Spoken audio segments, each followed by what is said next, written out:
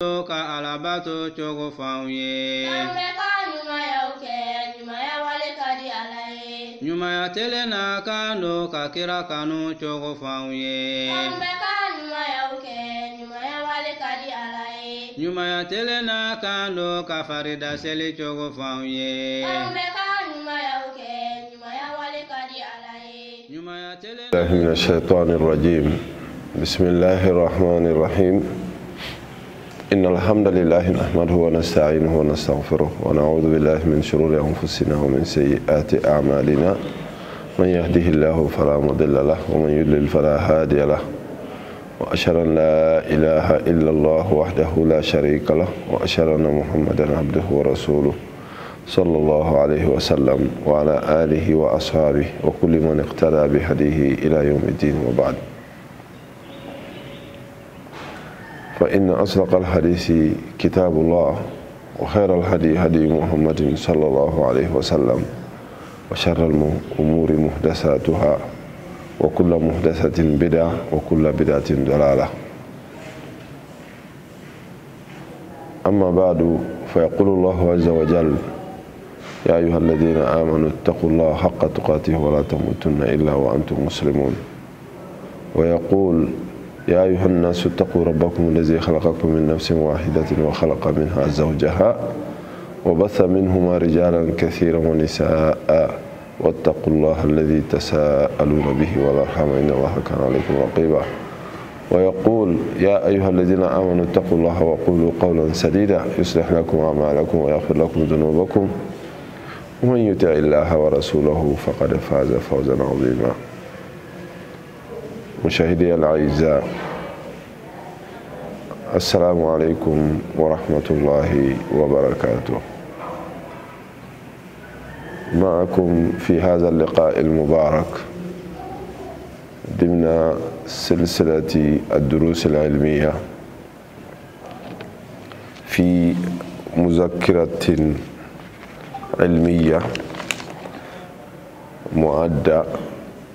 لبرنامج الدعاة الصيفي في موضوعات شرعية فكرية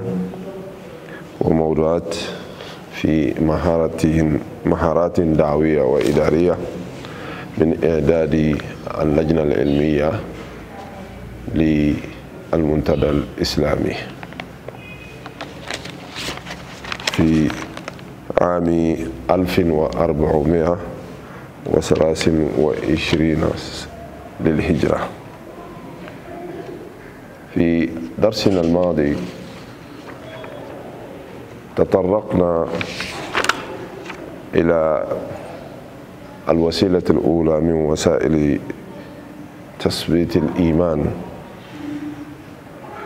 ألا وهي التذكير بعظمة الله وآيات قدرته في الآفاق والأنفس. وذكرنا نماذج من ذلك وكان آخرها هو آيات في تأييد الرسل بالمعجزات، وقد سبقه نماذج أخرى من آيات في تدبير الكون بغير شريك، وآيات في نعم الله على العباد، وآيات القدرة المعجزة في الأنفس، وكذلك آيات الخلق والإبداع في السماوات والأرض. واليوم سنتطرق إلى الوسيلة الثانية من وسائل تثبيت الإيمان ألا وهي آيات في التذكير بمراقبة الله للإنسان.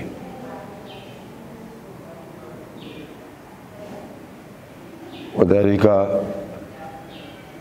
في خلال آيات من القرآن الكريم في سورة يونس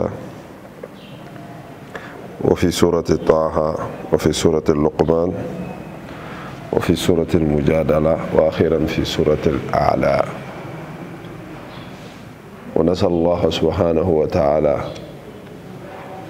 أن يعيننا ويثبتنا على الإيمان ويلهمنا التقوى وينجينا من خزي الدنيا وعذاب الآخرة. أمي الله تنو أمي دميني في أمبا يفضلي أمي شريعة كفو باتو من سيتي ينسرا في فناكرا كلي أمي شريعة كفو أنكري محمد صلى الله عليه وسلم على كجون وكتشدينو أمي على دلي على كسيني ما تشايا كانا سودوني وانا جميع ونسلام جمعان بلا جري فكتاسي الكيمان دوما أتمنى كوان بديو kuma kan la so herama o ya Allah subhanahu wa ta'ala kuma kai tabulu la so herama o ya Allah kira sallallahu alaihi wasallam ka tabulu nga kujugu la bone o de ka ala nyini ni hakili nay ka so daluti bulu kujugu la bone o de ka ala yini ni ka hakilina ye ka sɔrɔ dalilu t'i bolo n'a bɛ fɔ ma ko kokura sintilen diinɛ ko la o bɛɛ lajɛlen ye fili ye o fili bɛɛ lajɛlen bɛ janimɛ tasuma kɔnɔ ala k'an kisi k'an tanga an balimaw ala subhanahu wa ta'ala ye sarangana k'an ye an ka sira ale ala ɲɛ ni siranna ala ɲɛ i bɛ ala dama dɔn ni siranna ala ɲɛ i b'i yɛrɛ dama dɔn ni siranna ala ɲɛ i bɛ hakɛw kɔlɔsi balimaw ala subhanahu wa ta'ala ko kuranɛ kɔnɔ an ka sira ale ala ɲɛ an kana sɔn saya kana an ta an bɛrɛ ma ka sɔrɔ an n'ale ala subhanahu wa ta'ala tɛ ɲɔgɔn bolo ni silamɛya ye o kɔfɛ fana ko k'an ka sira ale ala ɲɛ ale min y'an tigi ye ale de y'an dan ka bɔ ni kelen na ka tila k'anw yɛrɛ fana bɔ ɲɔgɔn na an ka sira ala subhanahu wa ta'ala ɲɛ min ni a ye adamadenya balimaya sira kɛ an bolo sira fila kan furu sira ani bange sira o balimaya sira in ala subhanahu wa ta'ala bɛna taa ɲininka ala bɛ ka bɛɛ kɔlɔsi kelen kelen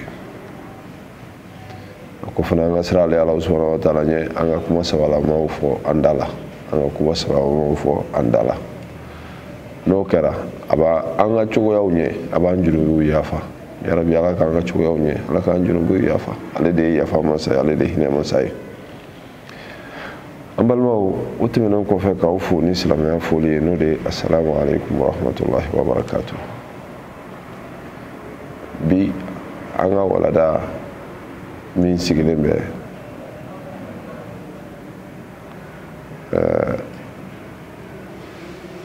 limaniya bondakun kan ni o bɛ kɛ gafe kɔnɔ gafe min ni اللجنة العلمية للمنتدى الإسلامي نولو دي على به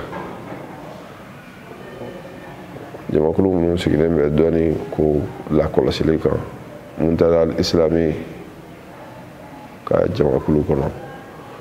ولوكا غفل لا بني وكا كراموي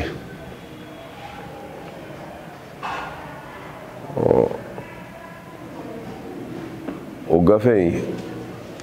an ka walanda tɛmɛnenw na an kumana limaniya kan a bɛ sabati cogo min adamaden na an y'o o sira duuru fɔ o sira duuru in an bɛ k'o walawala kelen kelen fɔlɔfɔlɔ o tun ye ka ala subhanahu wa ta'ala ka bonya ye kuranɛ ye nacogo caman fɔ o la an da sera o duuru ma o labanta tun ye ala subhanahu wa ta'ala a b'a ka cidenw a bɛ olu ma dɛmɛ ni maa kɛɲɛ ko minnu ye ni maa min hakili jigin olu la i bɛ ala subhanahu wa ta'ala i b'a ye i b'a ka bonya ye a bɛ limaniya sabati dusukun na o sira wɛrɛ min bɛ yen n'o bɛ se ka limaniya sabati adamaden dusukun na n'o bɛ kɛ a filanan ye o bɛ k'an ka bi walanda ye n'o de ye ayatun fi tadhkiri bi muraqabati llahi azza wa jalla lil insan. kuranɛ ayaw minnu bɛ yen, tɔgɔmasɛbɛw minnu bɛ yen, ni adamaden ye hakili to olu la, ayiwa n'o bɛ adamaden hakili jigin k'a fɔ ala bɛ ka adamaden kɔlɔsi, ni adamaden hakili tora la k'a fɔ ko ala bɛ k'i kɔlɔsi, o b'a to i ka limaniya bɛ jidi. An balimaw, yan'an ka don an ka walanda kɔnɔna na, adamaden ye étape de ye. N'i sɔrɔla, n'i bangera, i bɛ wagati dɔ kɛ denmisɛnniya kɔnɔ. N'o wagati tɛmɛna, i bɛna hakili sɔrɔ ka balikuya, ka b'o la yanni saya cɛ. I ka ko fanba caman bɛ ko kɔnɔ. Fɛn min ye denmisɛnniya furancɛ wagati ye, mɔgɔ b'a fɔ ko o ye sitanɛya wagati ye. Hakili tɛ yen, hakili dafalen tɛ. O de kosɔn i m'a ye sariya tɛ hali denmisɛn minɛ o wagati la. Mais une fois que i balikuyara kɔni, yanni i saya don cɛ, i bɛ ko kɛ o kɔnɔna na, o bɛ kɔlɔsi dɛ, o bɛ fɛsɛfɛsɛ i nɔfɛ dɛ, i bɛ minɛ n'a ye dɛ. O de la, a bɛ ɲini an fɛ an ka denmisɛn lamɔ a ka denmisɛnniya wagati, k'a lakalan, k'a entraîner, k'a jogo don, sabu a ma hakili sɔrɔ fɔlɔ. N'a nana hakili sɔrɔ tuma min na, o ko ninnu a b'olu ye k'olu ye sababa ye. O y'a sɔrɔ a lamɔna ka kama, a y'a dɔn k'a fɔ nin bɛ fɔ, nin tɛ fɔ, nin bɛ kɛ, nin tɛ kɛ, a bɛ nɔgɔya ma.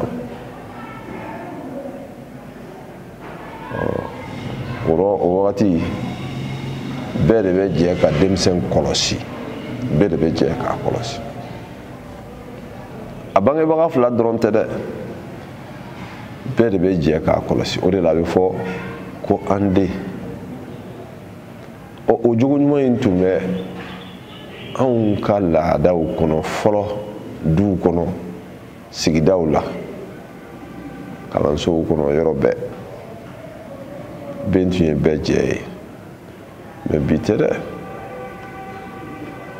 O valeur ɲuman ninnu commencera ka tunu fo ni ala hinɛna maa minnu na. Nin jogo ɲuman in ye silamɛya jogo ɲuman dɔ ye. Silamɛya ye weleli kɛ ka taa min ma, o ye adamadenya kun fɔlɔ ye. Adamadenya kun filanan min n'an ka walanda in b'o nɔfɛ, o wagati i gɛngɛnnibaga ani i ladonnibaga o wagati la, hali ni a y'a sɔrɔ ko maa wɛrɛw b'a la, mais a sigilen bɛ fɛn belebeleba fɔlɔ min kan, n'o ye ko kura donnen a kɔnɔ i balikuyalen kɔfɛ, o de ye murakaba zatiya ye. Al-murakabatu zatiya, adamaden k'i yɛrɛbakun kɔlɔsi. I yɛrɛbakun ka k'i yɛrɛbakun ka gardien ye. Ni adamaden kɛra yɛrɛbakun ka gardien ye, an b'a fɔ k'a tɛ fili kan, a ka fili bɛ dɔgɔya dɛ. Nka adamaden bɛ k'a yɛrɛbakun ka gardien ye tuma jumɛn? Ni a y'a sɔrɔ a bɛ kan k'a miiri k'a fɔ ko ala ɲɛ b'a la, ala bɛ k'a fɛsɛfɛsɛ, ala bɛ k'a contrôler. O de ye an ka bi walanda ye. Wa o de bɛ adamaden ka limaniya jidi. Ni hakili b'a la k'a fɔ ko ala bɛ k'an fɛsɛfɛsɛ, karamɔgɔ, i bɛ ala ka hakɛ kɔlɔsi dɛ. O de kosɔn dɔnnikɛbagaw ko adamaden k'i bɛ ala subahanahu wa taala ka hakɛ dafa n'a y'a sɔrɔ i bɛ ka ala kɔlɔsi, i bɛ ka ala ka hakɛ kɔlɔsi, n'a y'a sɔrɔ i bɛ ka a jateminɛ k'a fɔ ala ɲɛ b'i la. ala kɛli ka adamaden surveiller n'o b'a to adamaden bɛ ala subhanahu wa ta'ala ka hakɛ di ka adamaden ka limaniya jidi i b'a ye kɛcogo fila dɔ la kelen na i mana fila fɛn fɛn kelen dɔ la kelen ta i b'a nafa ye la o ye jumɛn ye ala kira y'o sɛbɛkɔrɔ fɔ an ta'budu allaha ka'annaka tarahu fa in lam takun tarahu fa innahu yarak hada fi martabati al-ihsan ala bɛ minɛ ni minɛ cogo min ye jɔn bolo min b'a to adamaden ka limaniya bɛ jidi o de ye i ka ala baara ɲɔgɔnya baara cogoya ɲuman na a bɛ fɔ ma ko ihsanu ɲumanya kɔni o ɲumanya in o bɛ ye cogo o bɛ se ka pratiquer cogo fila dɔ la kelen na e k'a bila i kunna k'a fɔ ko ala ɲɛ b'i la tuma bɛɛ ala ɲɛ b'i la tuma bɛɛ ko de i tɛ don ala tanama ko la ala ɲɛ b'i la ala ka ko ka bɔ i bolo ala ɲɛ b'i la i tɛ sɔn a k'i ye a tanama ko la kelen walima ko ko n'i bɛ don a la kuma o kuma n'i b'a fɔ e k'a bila i kunna k'a fɔ ko e ɲɛ bɛ ala la ala min ka bon i bolo i tɛ don a tanama ko la i t'a tanama kuma fɔ nin sira fila dɔ la kelen n'i ye nin ta a ka ca ala fɛ ala ka hakɛ bɛ kɔlɔsi i fɛ adamaden a bɛ ala subhanahu wa ta'ala kɔlɔsi ni nin fila dɔ la kelen ye o de la kuranɛ aya ninnu ala subhanahu wa ta'ala a kumakanw na kuranɛ kɔnɔ a ye an sɔmi n'o dɔw ye adamaden k'i yɛrɛbakun contrôler adamaden k'i yɛrɛbakun surveiller i yɛrɛbakun ka k'i yɛrɛbakun ka surveiller en général k'a fɔ ko ala subhanahu wa ta'ala ɲɛ b'i la walima e ɲɛ bɛ ala subhanahu wa ta'ala la ala subhanahu wa ta'ala ko fi surati yunus aya 61 a ko wa ma takunu fi sha'nin wa ma tatlu minhu min qur'anin wa la ta'maluna min amalin illa kunna alaykum shuhuda iz tufiduna fihi ala subhanahu wa ta'ala ko k'a fɔ adamaden tɛ kɛ ko foyi la bali adamaden a tɛ ala subhanahu wa ta'ala diyaɲɛ kuma si fɔ min ka bɔ a yɔrɔ komi kuranɛ bali adamaden tɛ kɛwale foyi de kɛ f'a k'a sɔrɔ ala bɛ o ko in kalama a bɛ kɛ tuma min na i b'i sen don a la ala b'a kalama وما يعذب عن ربك من مثقال ذرة في الأرض ولا في السماء ولا أصغر من ذلك ولا أكبر إلا في كتاب مبين كفويت الدو على سبحانه وتعالى هل نادو يراك كم إنا فو مسك لازرتي فمن تي يلي فينا فوني نيلا بنيالي فين دو نيلا ولا سكاي إنا فو لبو ko fɛn min mana dɔgɔya komi misikala zarati a tɛ dogo ala subhanahu wa ta'ala la a kɛra dugukolo la walima a kɛra sankaba la foyi tɛ dogo ala subhanahu wa ta'ala la kɛ t'a la kɔni wa hali fɛn min ka dɔgɔ ka tɛmɛ misikala zarati kan dɛ heyi a tɛ dogo ala subhanahu wa ta'ala min bonyana fana a tɛ dogo ala subhanahu wa ta'ala la ko ko bɛɛ kɛ a bɛɛ tun sɛbɛnnen bɛ ala subhanahu wa ta'ala ka gafe kɔnɔ a bɛ fɔ min ma ko lawhul mahfuz kɔni yana ka kɛ n'a kɛ wagati fana sera ala b'a kalama donc fɛn tɛ dogo ala subhanahu wa ta'ala la nin dɔnniya bɛ maa min na o tigilamɔgɔ o ka limaniya bɛ jidi dɛ yarabi ala k'an ka limaniyaw jidi ala subhanahu wa ta'ala ko tuguni suratu taha aya 7 na a ko wa in tajharu bil qawli fa innahu ya'lamu sirra wa ma akhfa يعلم السر وأخفى وإن تجهر بالقول فإنه يعلم السر وأخفى Allah subhanahu wa ta'ala ko ku yi ka kuma bangewo iya ke kecogoya la o i k'a dɔn k'a fɔ Allah subhanahu wa ta'ala ko min dogora la a b'o kalama min dogora ka bɔ dogona yɛrɛ la ka taa kɛ i b'a fɔ ko boli don kilisi don dogonafɛnw ta dan ko Allah subhanahu wa ta'ala b'o kalama donc ko tɛ dogo Ala la dɛ maa dogo bɛ yen mais yalaman dogo tɛ yen dɛ o to ye hakilila fiyewu i bɛ dogo ka ko kɛ fɔ i bɛ dogo ka ko kɛ i bɛ se ka dogo dantanfɛn ɲɔgɔnw na mais i tɛ se ka don Ala subhanahu wa ta'ala la dɛ Ala ka hinɛ an na koyi Ala ka hinɛ an na Allah subhanahu wa ta'ala ko fi surati Luqman aya 16 ako ya bunayya innaha in taku mithqala habatin min khardalin fatakun fi sakhratin aw fi samawati aw fi al-ard ya'ti biha Allah inna Allah latifun khabir. Luqman aya den sigi abe hakew fo aye aka hakew kolosi ka daminɛ Allah subhanahu wa ta'ala ka hakɛ la a kana filankafɔya kɛ kana dantanfɛnw ka hakɛ la bangebagaw kana se dantanfɛn tɔw ka hakɛ ma i yɛrɛbakun Luqmana da sera nin bɛɛ ma o kuma ninnu kɔnɔna na a ko n den n den weleli cogo la weleli min adamadenya ka d'a ye i k'a fɔ a ka di lamɛnnikɛla ye a k'a mɛn ni den tɔgɔ ye ko Muhammad n'i y'a wele Muhammad o ka d'a ye a b'i laminɛ sabu a bɛ wele n'o de ye mais ne ko a ma ko n den a b'o fana minɛ ka tɛmɛ Muhammad kan mun na parce que a b'a dɔn ko n'i ye denya kuma fɔ hinɛ natɔ don n'i ye denya kuma fɔ makari natɔ don n'i ye denya kuma fɔ ale ka hɛrɛ natɔ don Luqmana y'o yɔrɔ de kan ko ya bunaya n den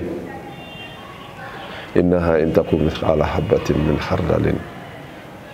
ko fɛn fɛn n'a dɔgɔyara ka kɛ misigala zarati ye kisɛmafɛn na fatakun fi sakhratin o k'a sɔrɔ o dogolen bɛ kabakurun dɔ kɔnɔ kulu la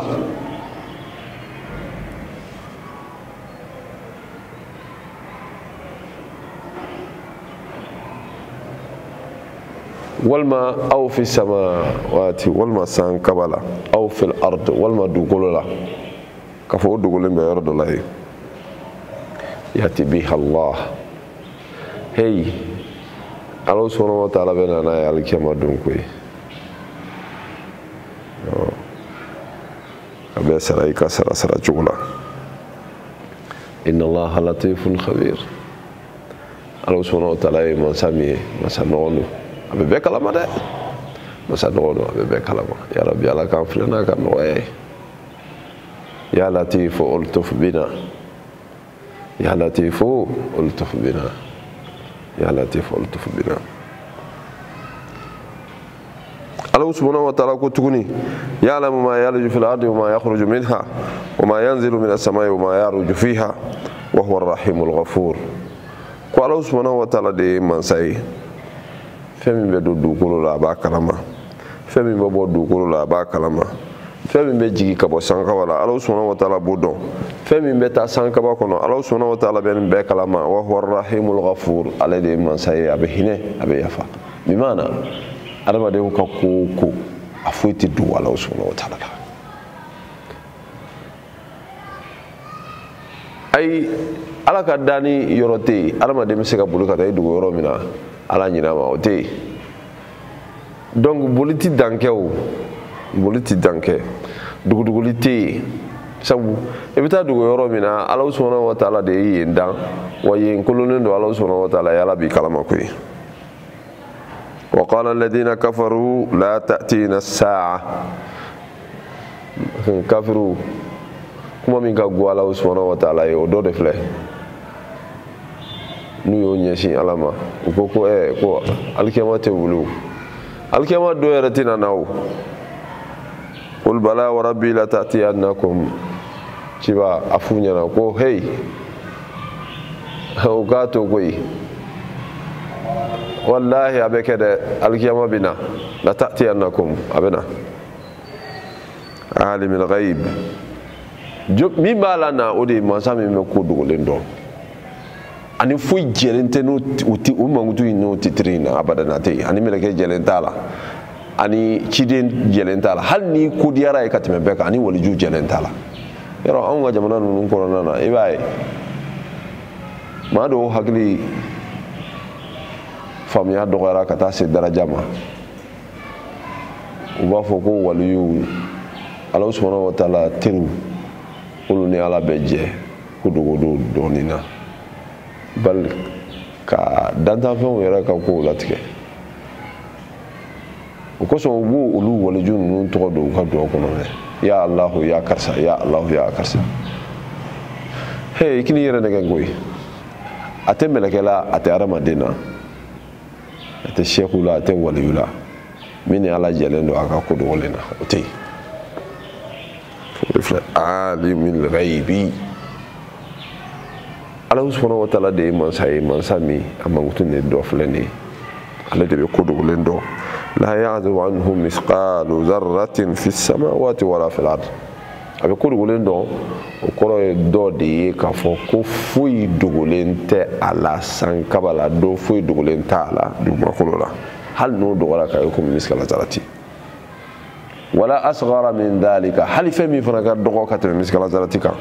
wala akbara hali ni min fana bonyana n'o ye illa fi kitabin mubin nin bɛɛ lajɛlen bɛ Ala subhanahu wa ta'ala ka lawhil mahfuz kɔnɔ koyi min sɛbɛnna ka kɔn dantanfɛnw yɛrɛ dali ɲɛ liyajziya alladhina amanu wa amilu salihat ulaika lahum maghfiratun wa rizqun karim ko wa ko ni adamaden y'o kɛ a dɔgɔya n'a kumaba komi Ala b'a kalama o fɔ kun ye adamaden a k'a dɔn k'a fɔ k'i bɛna sara a la koyi i bɛna sara dɛ ni Ala b'a kalama a kana bila i kunna k'a fɔ ko baara sarantan don dɛ o tɛ dɛ Ala subhanahu wa ta'ala bɛ ɲumankɛlaw sara u ka ɲuman na hali n'a dɔgɔyara hali n'a kumayara hali ni mɔgɔ t'a kalama Ala bɛna u sara limaniyajɔnw kɔni minnu limaniyana Ala la ka ko kɛ Ala jati kosɔn ka baara ɲuman kɛ k'olu tigilamɔgɔw lahum maghfiratun wa rizqun karim Ala subhanahu wa ta'ala bɛ yafa olu ma a bɛ garijɛgɛ ɲuman a b'o de d'u ma sabu alikiyama don maa bɛ don Ala subhanahu wa ta'ala ka nɛɛma kɔnɔ ka Ala ka saraba sɔrɔ n'a hinɛna i la de sinon n'i fɛsɛfɛsɛra i t'a sɔrɔ dɛ nka maa minnu limaniyana Ala ma ka baara ɲuman kɛ o limaniya kɔnɔ dogo la ani kɛnɛ kan a dɔgɔya n'a belebeleya Ala subhanahu wa ta'ala bɛ hinɛ olu la alikiyama don a t'u fɛsɛfɛsɛ yɛrɛ a b'u don a ka arijinɛ kɔnɔ ka fɛn d'u ma garijɛgɛ la arijinɛ kɔnɔ u sigilen tɛ ni mun ye ɲɛ ma deli ka min ɲɔgɔn ye tulo ma deli ka min ɲɔgɔn mɛn hali dusukun ma deli ka keleku ni min ye a balima Ala ko nɔgɔya ni silamɛ bɛɛ lajɛlen ye waladina sa'u fi ayatina mu'ajizina ulaika lahum adabun min rijzin alim nka maa minnu n'olu kɔni ka diɲɛ déplacement diɲɛ kow u ka ko kɛtaw o bɛɛ de bɛnna dantɛmɛ kow ma walasa ka Ala subhanahu wa ta'ala ka diinɛ in k'a segin kɔ ka diinɛ in kɛlɛ k'olu tigilamɔgɔw u banna u bɛ fɛ ka mɔgɔ wɛrɛw fana laban maa minnu ka ɲɛnamaya kɛra nin kan k'olu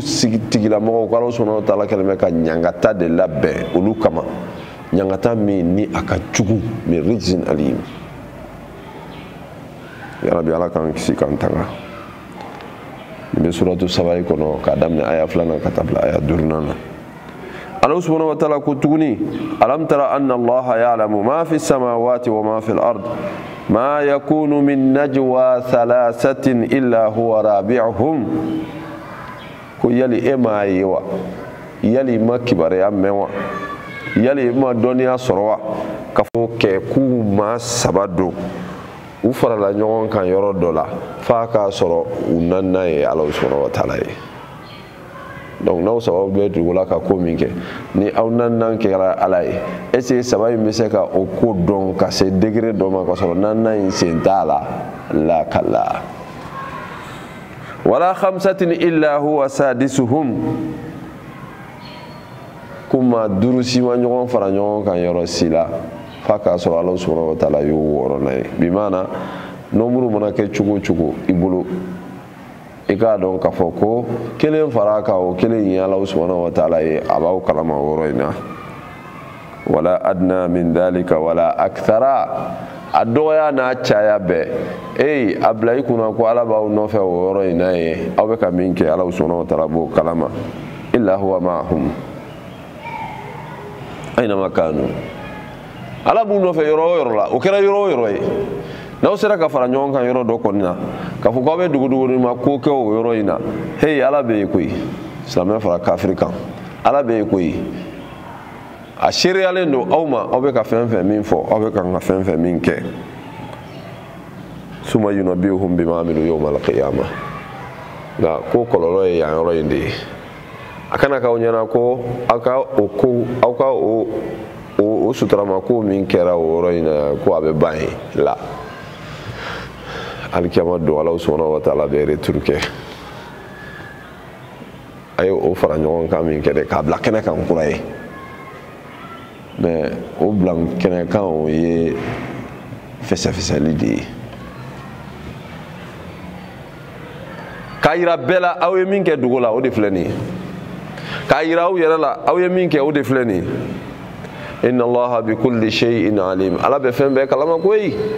Ala bɛ fɛn bɛɛ de dɔn dɛ adamaden tɛ se ka Ala dansa i tɛ se ɔrɔ an bɛ Ala subhanahu wa ta'ala deli Ala kana an lebu warakata Ala kana an lebu warakata Ala kana an lebu warakata Ala k'an sutura Ala k'an sutura aya laban Ala subhanahu wa ta'ala bɛ min fɔ adamaden k'i yɛrɛ